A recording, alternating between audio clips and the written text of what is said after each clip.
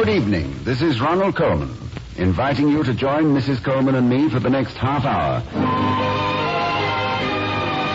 now, the Halls of Ivy. The halls of ivy that surround us here today, and we will not forget, though we be far, far away. Welcome again to Ivy. Ivy College, that is, in the town of Ivy, USA. Second, perhaps, on the list of well-known presidents who play the piano is William Todhunter Hall, president of Ivy College. He never was nor will be of concert caliber, but he has a journeyman knowledge of Bach, Berlin, Brahms, Beethoven, and Jelly Roll Morton. He's quite modest about his musical accomplishments, and if you listen attentively, you'll see why.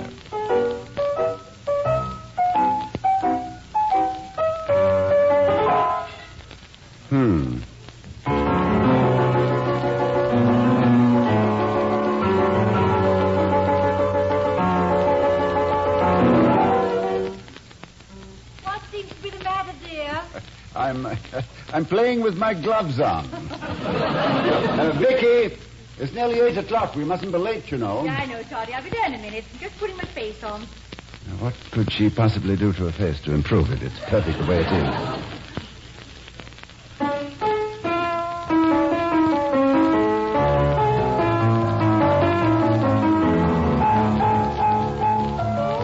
I like that. What is it? Concerto for the left hand, dedicated to Victoria Hall with glove. With glove and kisses, my darling. How do you think I do as a nightclub piano player? Honky Tonk Hall. The dog who chased the kitten off the keys. Doubles with fiddle flute, has own tuxedo, will travel. You'd be sensational. And I'd like to get into the act, too. Oh, well, in that case, we'll have to play the better bistros. Yeah, I'll sit on the piano and sing torchy songs with a long salmon-colored chiffon handkerchief and half a pound of blue eyeshadow. Wonderful, wonderful. We'll bill ourselves as Hall and Cromwell. Not good, but loud. Darling, we must hurry. It's 8:20, you know, and we're on the receiving line. Come on. Now, tell me again, darling, what is this faculty reception? Who's being received? Well, 2 visiting dignitaries. They constitute a committee. Ivy College is being inspected. For what? Political conformity? Sanitation? Possible site for a supermarket? You ever hear of a Frenchman named Legrand of the Legrand Foundation? Made a fortune over here in cosmetics, I believe. No, but it's a great way to make a fortune, they tell me. Just think, the Indians painted their faces for hundreds of years and nobody made a nickel out of it. It's a shame. Well, that was when men used the cosmetics. When the squaws began using it, the men started selling it. With the Indians, as with every race, everybody is out to make a fast buck. That's an old Cherokee epigram. I don't know how we got from Paris to Oklahoma, but what about Mr. Legrand? Well, he left a fortune to a foundation for the fostering of cultural relations between the United States and Europe, particularly France. One American college will be selected as a sort of pilot plant to begin a program of exchange relations with French universities, visiting professors, exchange students, and so on. How interesting. I should say that was something very much needed now. Oh, now, more than ever. The United Nations has given its blessing. And how good are our chances? Well, they've visited a score or more of colleges, and we happen to be the last on their schedule. Well, tonight they meet our nice faculty. And you. Think of that. After 20 colleges, they meet you. What a wonderful third act curtain. What a finale. Vicky. Oh, Vicky, it was you I was counting on to sway them. Well, who are they, anyway? Well, Simmons, who is connected with the foundation, and a man from the Sorbonne named Duvois, who will handle the French end of it. I gather the real decision will be up to Duvois.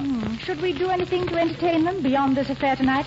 Well, they descended on us without warning, like bank examiners, and probably don't expect entertainment. But as a matter of fact, Vicky, I invited them to dinner tomorrow night.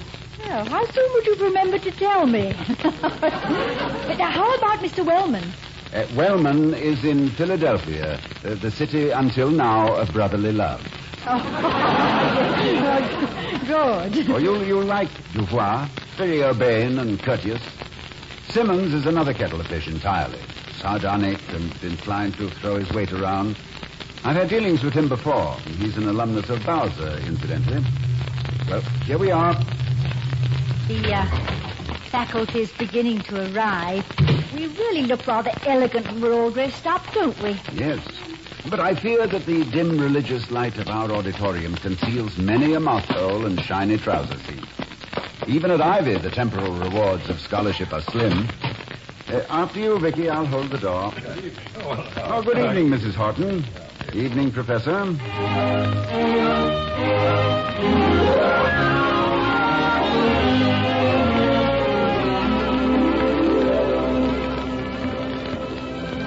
Ah, Mr. Dubois. Have you and Mr. Simmons had a satisfactory day? I hope everyone was cooperative. Oh, yes, I think it is safe to say that we are favorably impressed with the physical plant and with the general caliber of the faculty. Well, that's gratifying. We are rather proud of both. But I at least do not feel that I have the flavor, so to speak, of Ivy, the esprit. What Professor Dubois means, Dr. Hall, is that we're interested in more than buildings, books, and professors. We're trying to sense the atmosphere of the place. A little difficult to absorb, I should say, in a one-day visit. In particular, we're convinced that the institution to be selected must show a genuine concern for culture in the best sense of the word. A concern which is not external or imposed from above, but which somehow permeates the whole student body. Yes, that is it. We want to know whether the students themselves embody the ideals of the institution. Precisely. The cultural test will be the cultural level of the students. Their general outlook, their deportment. Well, most of them, remember, are still in their teens. Even so, our hope is to find a real community of scholars, serious in purpose, devoted to the cultivation of things of the mind. Well, here at Ivy, we like to think of ourselves as carrying on the glorious tradition of Plato's Academy, of Aristotle's Lyceum, of the University of Paris in the days of St. Thomas and Albert the Great, of Oxford in its finest era, of the Cambridge of Sir Isaac Newton. In short, we like to... Evans, what's that? Sounds like a riot. The students seem to be having some kind of William, we must have won the basketball game. Of course. Good. I wonder what the score was. Basketball game? Do you mean to tell me, Dr. Hall, that all this disturbance is made because of a basketball game? Some of our American folkways may seem strange to you, Professor Dubois, but tonight our team was playing against Bowser College. Your school, Mr. Simmons. In France, this sort of tumult could only be produced by politics. But Oh, the lights. What happened? As if I didn't know. The power must have failed. It happens occasionally when we win. Here, I'd light a match. Let's find our coats. The reception is over anyway. Is this the way culture is permeating the Ivy student body, Dr. Hall? Well, one way, possibly. And culture is often acquired in quite peculiar fashion. A large and beautiful cultured pearl, for instance, is the result of irritating an oyster, which, having a low-grade nervous system, is difficult to irritate. So, think how much better off we are with our easily abraded nerves. Think of the pearls we are producing.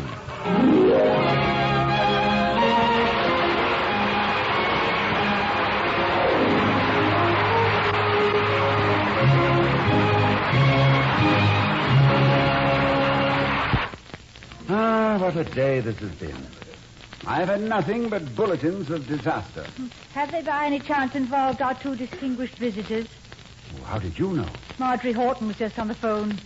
She saw the most horrible thing a few minutes ago. Oh, not again. Some of the boys were having a snowball fight. Uh-oh. I know what's coming. And someone threw a Texas Liga just as Mr. Simmons and Professor Dubois turned the corner by the chapel. Which one got it? Mr. Simmons knocked his hat off, almost got his head. Of course. Naturally. It would. Vicky, the whole day has been like that. Our young men and women of culture have gone mad. Those pearls I boasted of are acting more like gallstones. Isn't it awful? Just when we wanted to make a good impression. Of course, I can't blame the students for Duvois slipping on the ice this morning, but... Poor Professor Duvois. It must have been quite a spectacle. He landed right on his... in his own geography. It'd be somewhere around the Pyrenees. Not hurt, I hope. No, but considerably ruffled in dignity. Nature may have been to blame for that. But when the alarm clock went off in the library reading room, it wasn't what the lawyers call an act of God. I suppose there's no way of convincing Simmons and Duvois that this sort of thing doesn't go on all the time. No, I'm sure there isn't. Nope, I've abandoned hope of the Legrand Award. I've just learned, for example, that the day they arrived at Bowser, the Paganini string quartet came to play. And a student production of King Lear opened the following night. It's strange. I never can think of Lear without thinking of Groucho Marx. Well, doesn't it matter that we've already had the Paganinis and very well attended to? And that the Dramatic Society is doing Twelfth Night next month? Not after today, it doesn't. Nothing will. We are kaput. Oh, Toddy, I'm so sorry. Well, Vicky, let's just relax. Let's write this one off. We can't do anything to alter the decision that I'm sure they've made. Yeah, we'll just enjoy ourselves tonight. Social as all get out. And not a word to them about Ivy or the foundation or the students. And we'll pretend that Legrand Award is two bad words. Yeah, and anybody who uses them must have their mouths washed out with money.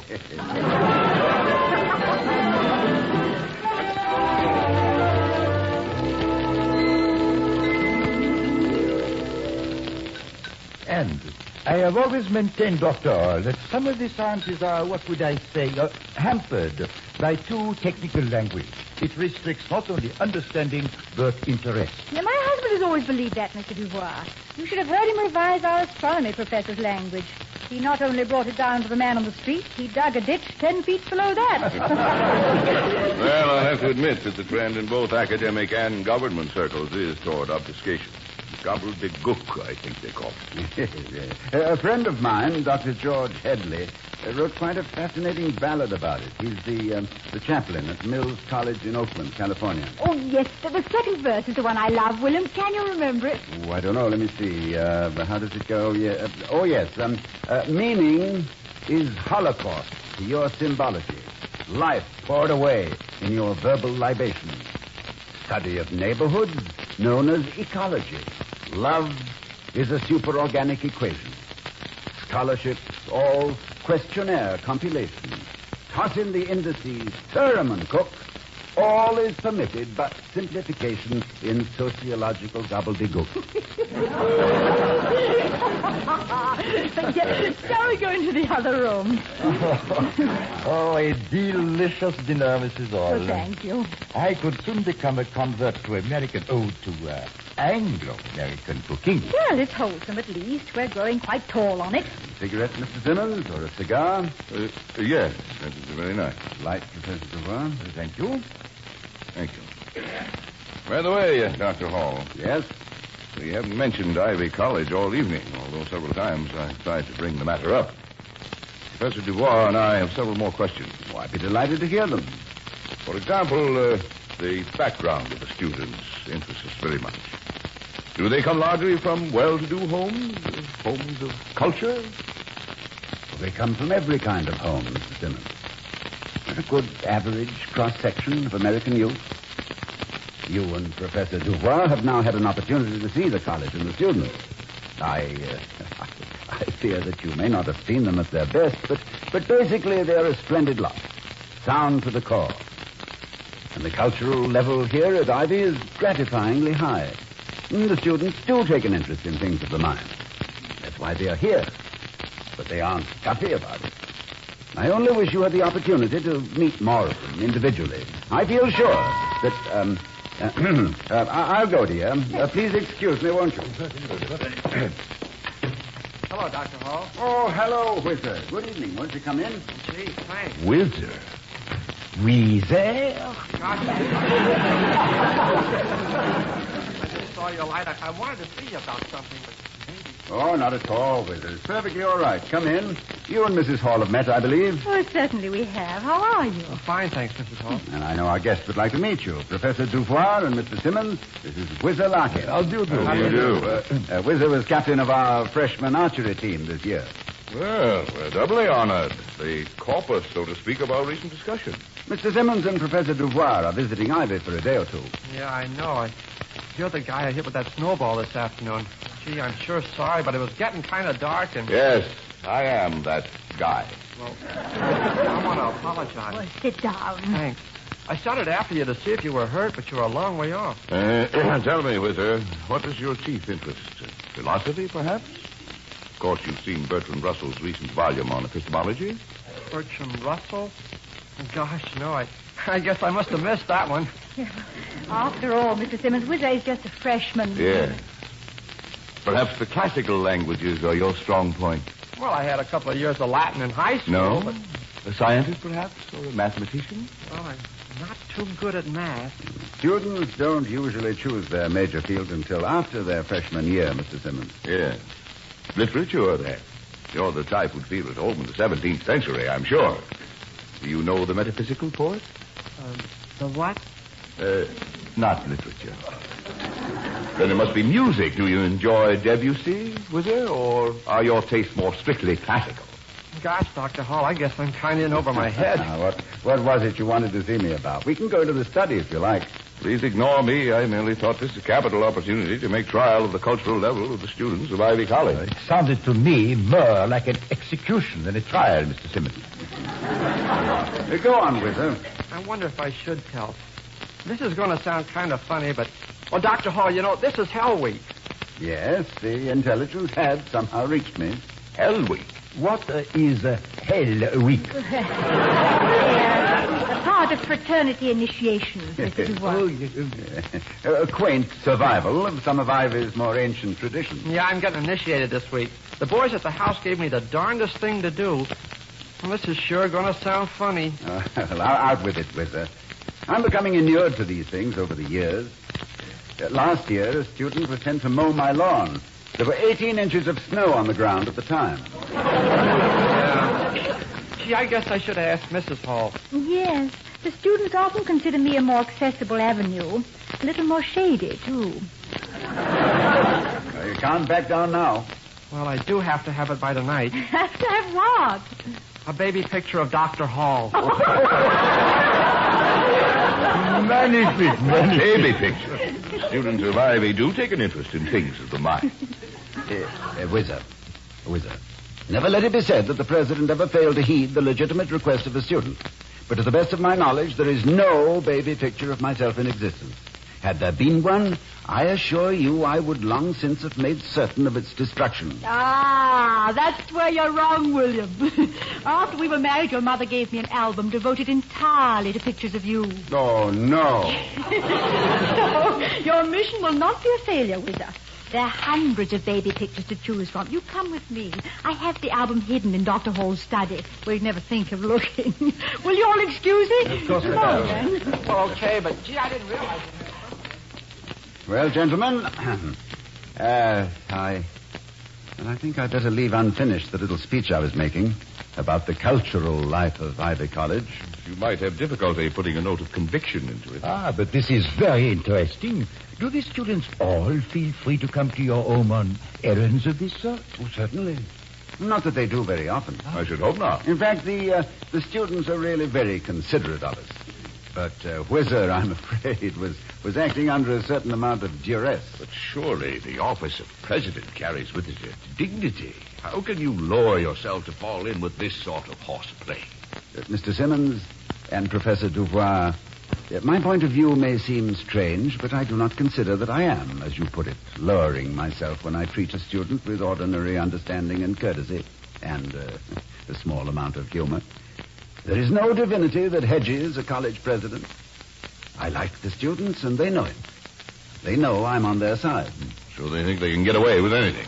Oh, not at all, Mr. Simmons. Oh, no, you missed the point entirely. It is just because I have placed no artificial barriers between myself and the students that they don't try to get away with things. Mrs. Hall and I are treated with unfailing consideration and kindness. This sort of thing with Whizzer is... it's quite harmless. In fact, I find it rather amusing. And Whizzer is a very... You'll be sure to get this back to me. I think you chose the darlingest word. Gee, thanks, Mrs. Hall. I'll be careful with it. Yeah, come on. Show Dr. Hall which one you picked out. Well, here.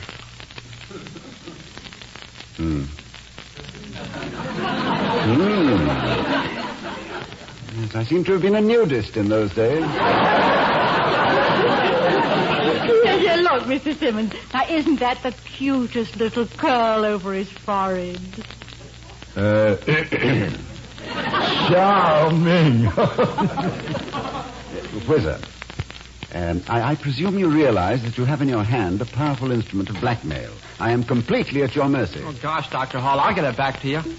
Well, I guess I'd better be going. Oh, must you? Yeah, I got a chemistry quiz in the morning, and, well, good night, Professor Dubois and Mr. Simmons. Very glad to have met you. Good night, Whizzer. I'll come to the door with you. Good night, Mrs. Hall, and thanks for everything. Yeah, it was fun. Good night. Whizzer, in consideration of the prompt return of this picture, I am prepared to drop the first payment in bills of small denomination done up in brown paper over the hedge by the cemetery, right? Good night. Don't worry, Dr. Hall. So long. Well, Doctor, we've got to catch a train. We both had a pleasant evening. But before we go, I think I can speak for Professor Dubois with regard to the Legrand Foundation. I want to be frank with you, Doctor. Oh, I think I know what you're going to tell me, that there isn't sufficient atmosphere of culture at Ivy to make it the ideal choice. Precisely. You've spared me the necessity to... Just a moment, Mr. Simmons. This is one occasion when you cannot speak for me. You understand, Dr. Hall, that the final decision is in my hands. As you must know, most of our work of investigation was done before we ever set out on this trip. Such things as academic standards are matters of public record. Ivy stood well up among the colleges being considered. So, it became a matter of learning something of the spirit, the atmosphere. I see, yes. Things which are not matters of public record. One of the purposes of our experiment is to permit European students to experience what is best and most valuable in America. What this country can uniquely give to the world. And perhaps a foreigner can better determine that than an American. I see a respect for the individual as a human being, without consideration of race, creed, or station, exemplified in the way that you and Mrs. Hall treated that boy this evening. I felt, how shall I say it, a warmth, a sense of mutual respect and friendship that quite overshadowed the frivolous errand on which he came. At times, I take frivolity quite seriously. But this is the kind of atmosphere which I would covet for the students of unhappy Europe. And that is why I have decided that Ivy should be the first college to take part in this experiment. Oh, William. Paul, if you can take it from a Bowser man, congratulations. Thank you. Thank you. Well, you will, of course, receive formal notification, but... Oh, that must be our case. So soon? Oh, well, I'll get your coats. We are indebted to you, Mrs. Hall, for a delightful evening. Oh, thank you. I'm so glad. Here, let me help you. I wish you could have stayed at Ivy longer. We usually try to keep our skeletons in the closet, but perhaps another visit. Oh, I hope so. Good night. Goodbye. Goodbye, Mr. Dubois. Thus is victory snatched from defeat. A minor miracle, I should say. No, just a major revelation, Toddy, of you as an individual. The French love individualism, you know. Yes, I suppose that was one of the reasons. And I doubt if Mr. Dubois has seen any other college president, even a picture of one, lying nude on a rug waving a bottle. Yeah. Cute little curl indeed. I did have a certain amount of simple charm, didn't I?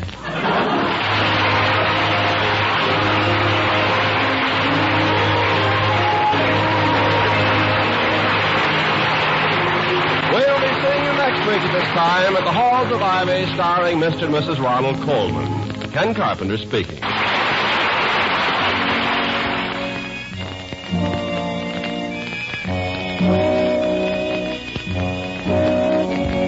This This is the United States Armed Forces Radio Service, the voice of information and education.